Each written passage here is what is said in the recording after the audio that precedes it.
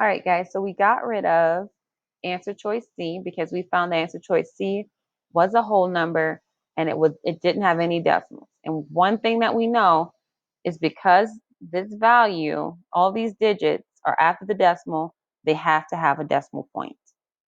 Okay, so let's take a look. We have 4/10ths and we have 4/100ths and also D not here. So if we take a look, what's to the left of the decimal? Well, back on our chart, it says that the left of the decimal, I'm sorry, not the left, but the right of the decimal, we see tenths, and the digits that is in the tenths place is the 6.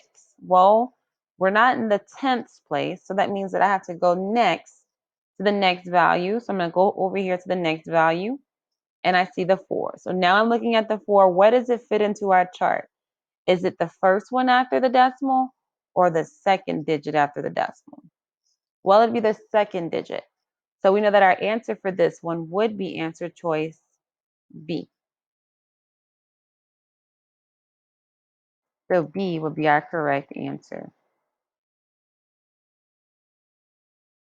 Another thing that helps with understanding decimals is just money. Okay, so for example, Sally has,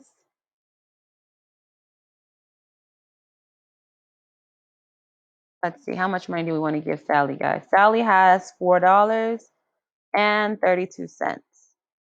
Another way that I could write that is say that we have 4 whole dollars.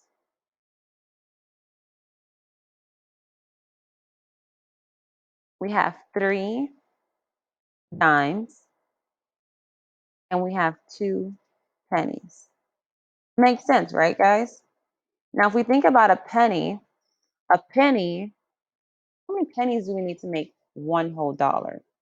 Well, if $1 is the same as 100 pennies, then if I have 1 penny, this is the same as 1 out of 100 pennies.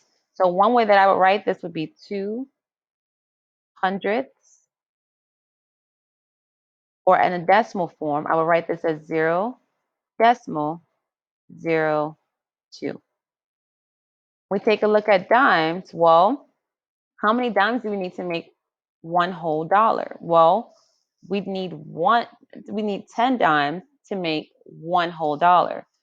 So we only have 3. That means we have 3 out of the 10 dimes that we need to make one whole dollar. Or as a decimal, we will write that as 0.3. And take a look at 4 whole dollars. Well, if we have $4, the way that we would write it is 4.00. Well, another way to write this just as a decimal without the money would be 4.00. Or you could just simply write it as 4. Either way, we still have the same values. So the most important thing that I want you guys to remember with decimal place value is be wary of the decimal point. So know where your decimal point is. If you're reading a problem, how do I know it has a decimal? It's going to have this word and it's going to be in between these number values, okay? And back up here at the top, remember that decimals represent parts of a whole number.